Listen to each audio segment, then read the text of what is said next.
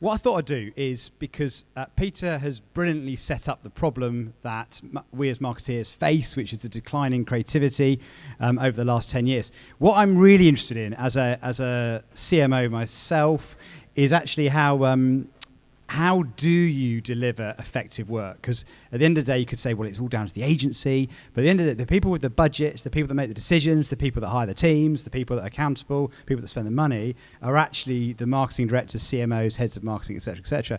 So I wanted to talk to 3 CMOs and ask them, well, and then they've not been prepped as well, so apologies for this, but I thought I'd ask them how they approach this challenge and why they think that maybe we're not seeing the change we should, and how we should address that together to kind of deliver effective work. So if you wouldn't mind raising your hands again for Jane, Steve and Sam, if you guys could come up, that'd be great. Thank you.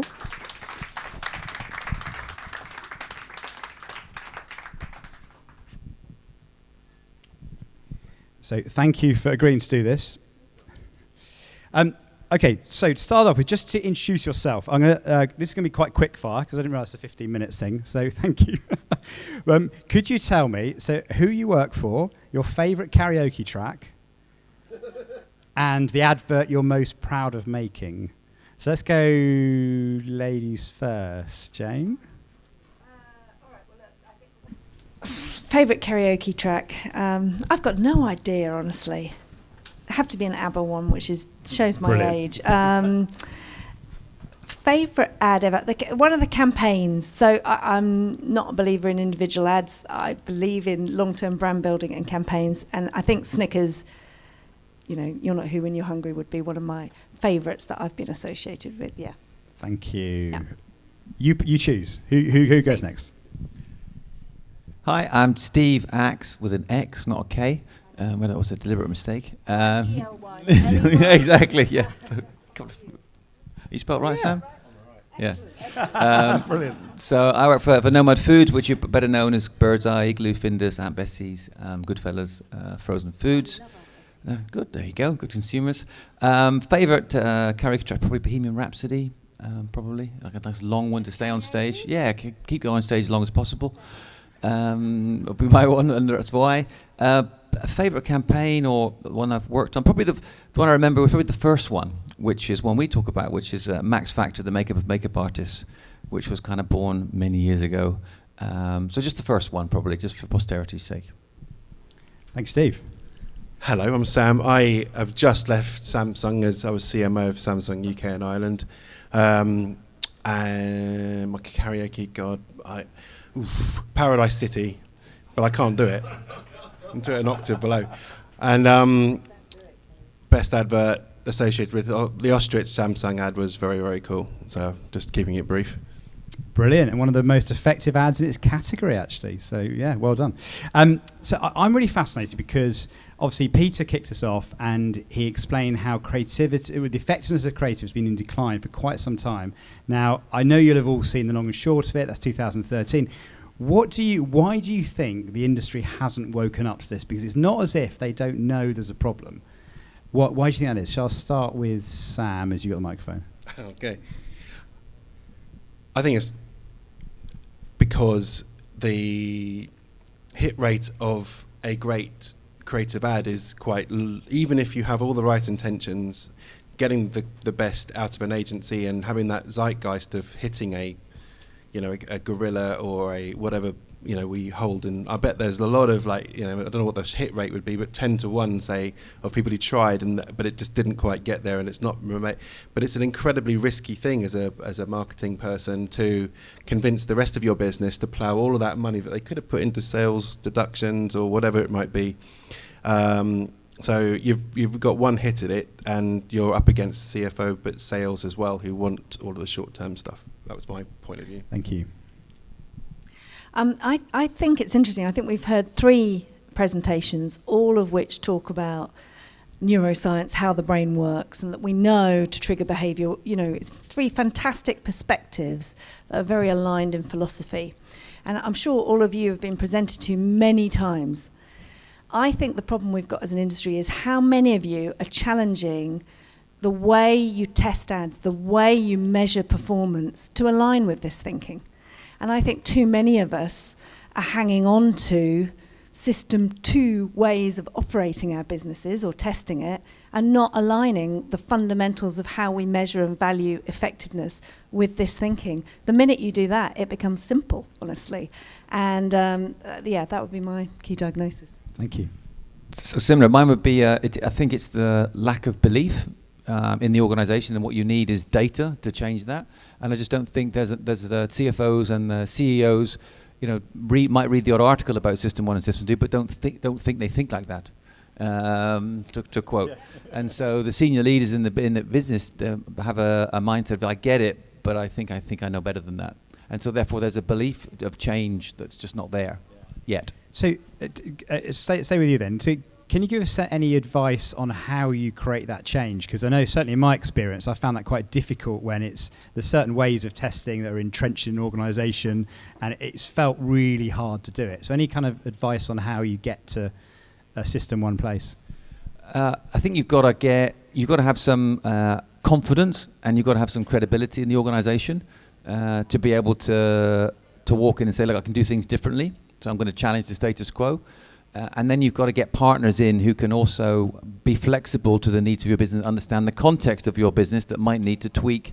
Don't just give us the cookie cutter approach. Look, this is the organisation, the culture I'm in.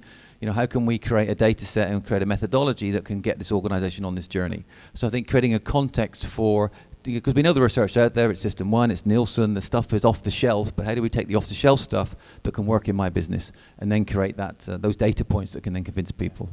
Brilliant. So Jane, I think Jon was talking earlier about kind of the CFO delight and this kind of thing. How do you manage the financial tension? Because I've been in situations where all that matters are the next quarter's results, and it doesn't really matter beyond that. So how do you navigate? Do you get support for making more long-term, brave decisions versus the short-term activation? Well, I think any CMO needs to make their best friend the CFO and actually the CIO or CDO. And you need to be really tight. And I think, as I said earlier, my philosophy is creativity drives effectiveness. Now, if you put in the right data systems, you can prove that. So, Jon stood up and showed System 1 as an advertising methodology. Using that, which ads are 5-star, which ads are 3-star, which ads are 2-star. If you can provide that transparency that aligns with the System 1 way of thinking and aligns with neuroscience, you can provide great fact-based evidence to your CFO. Your CIO or your CDO can help you build infrastructure and ways of looking at your data that brings that to the fore. And my personal experience in driving change management on that is you have to have a vision that is intellectually consistent in how you deploy it in the organization.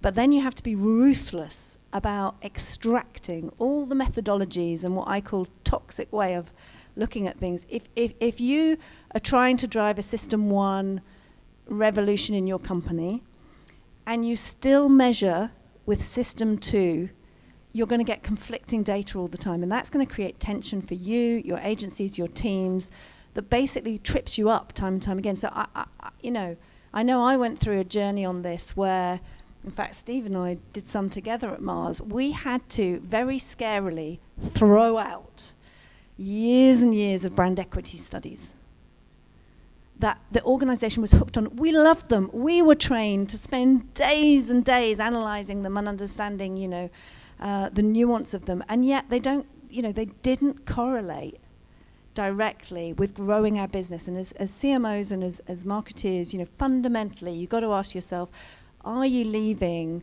a legacy of accelerated growth for your brands and portfolio?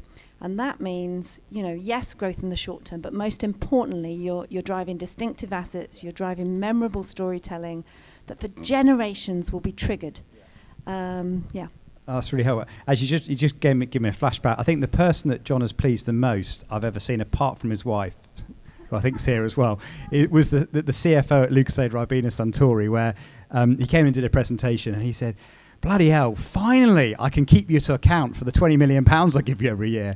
And I've never seen someone so engaged that you can actually measure. It's very System 2, isn't it? But you can actually measure effectiveness of advertising over the long term and predict its success, which is a revelation to him. So that's great. Sam, the ostrich ad one of the most System 1 styles of ad I've ever seen. What really odd though, because Samsung are probably the most System 2 kind of advertiser, because they're very, very product led, aren't they? They, let's show you the biggest camera and the highest resolution, the most number of pixels, that sort of thing. So how did you get that away, and was it easy? I think the first thing was it was a global ad. We were part of the development. We were like lead market, but the crucial thing was that I recognised that the culture internally was very System 2 as well. When I first got there, bloody hell, it was horrible. I nearly walked straight out. It was just people in suits, and it was horrendous.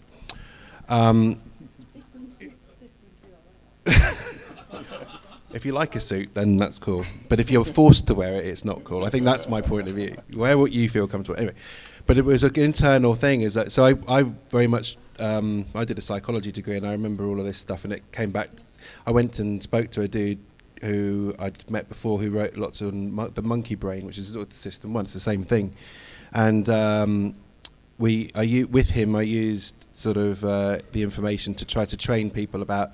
It's not just about the consumer that thinks about System 1; it's how we behave internally as well. Which we were, at the time, really aggressive, really sales focused, really horrible to each other. Actually, beating each other up about KPIs, and I think once with a bit of bit of fun and sense of humour thrown, and once people could realise that that's how you should treat to get the best out of each other, you treat each other like a human and understand each other's monkey brains. You do that with your consumer, it'll have the same effect. So it was sort of like try to deal with the internal culture as well as because then people will have felt it. It's relevant to them. All those things that you were talking about in your what's it presentation. That's brilliant. I've noticed actually while I've been speaking, your names have been corrected there. So this is kind of live. So there you go. You can appreciate them now. I thought it was actually on purpose. Yeah, it was based on one of Nia's tests. You see, the brain sees what it wants to see, but obviously not when it comes to names. Anyway, we've got literally a couple of minutes to wrap up. So if you could give one bit of advice, each of you, to there's a mixture of people in the room, but kind of CMOs, heads of marketing. Also, we haven't talked about agencies as well, and that's a whole nother debate as well, how you work with agencies, get the most out of them.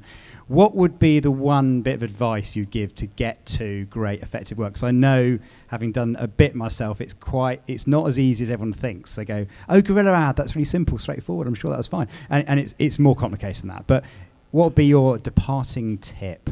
And as you've got the mic, Steve? I suppose that the one I would give was be aligned on the ambition of the work. So how brave do you want to be, and make sure your partners and your internal stakeholders and external stakeholders are aligned to the ambition of the work? Are you trying to change the world and do a 10-year campaign, or are you trying to do something that's going to get extra facings in Tesco? That's a very different scale of work. So, what's the ambition, and therefore what bravery will that fuel is the biggest conversation up front. Don't have that halfway down the project when people are going to go, oh, that makes me feel uncomfortable, and you're going to go, that was the fucking point. Have that conversation at the very beginning. Cool. Thank you.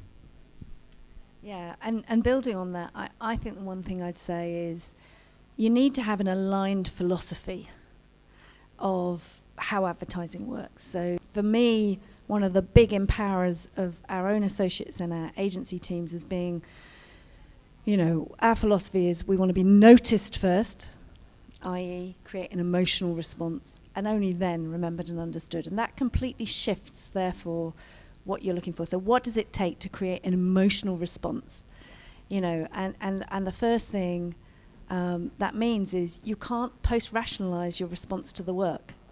How does it make you feel?